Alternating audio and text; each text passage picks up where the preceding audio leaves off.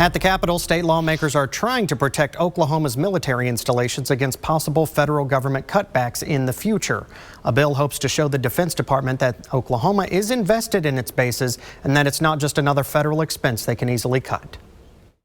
State lawmakers are trying to show the federal government that Oklahoma has some skin in the game when it comes to operating our military bases. And so we just want to do things that would be proactive, because by the time, if you don't take steps like this, by the time you do need it, it's usually too late. The Oklahoma House passed with overwhelming bipartisan support two bills they believe will, quote, BRAC-proof Oklahoma's military installations. BRAC being an acronym meaning base realignment and closure. It's a competition. We know that BRAC happens, and so we have schools on our military installations. Even before Secretary of Defense Pete Hegseth announced the Defense Department would be cutting $50 billion from its budget, Oklahoma's state and federal lawmakers began working on a way to protect Oklahoma's bases. But we've also seen evidence that the Department of Defense may cut as much as 10% from the defense budget.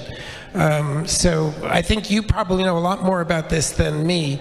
I can tell you on behalf of a lot of Oklahomans, especially in my district, for example, where we have an Air National Guard base, that there's a lot of anxiety about the BRAC process. In the two bills that are now headed to the state Senate, Oklahoma would invest money on its bases for things like schools, infrastructure, and technology repairs and upgrades. The hope is that the federal government will see that the state is sharing in the cost of operating its bases and will pass over them should the Department of Defense initiate BRAC. They work together.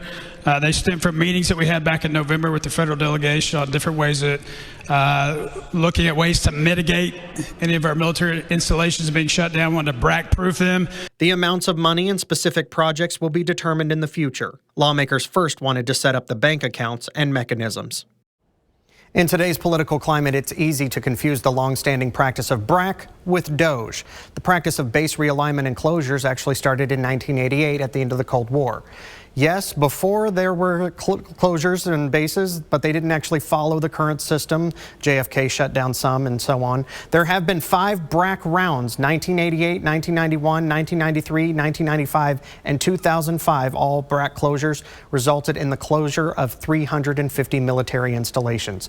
Those 5 BRAC rounds constituted a combined savings of $12 billion annually. Since it's been so long since our last round of BRAC, there have always been long-standing concerns for years that we are overdue for one.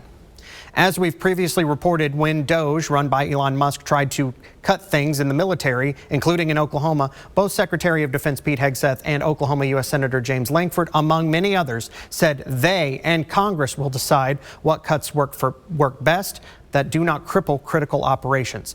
Musk and DOGE will not make those decisions.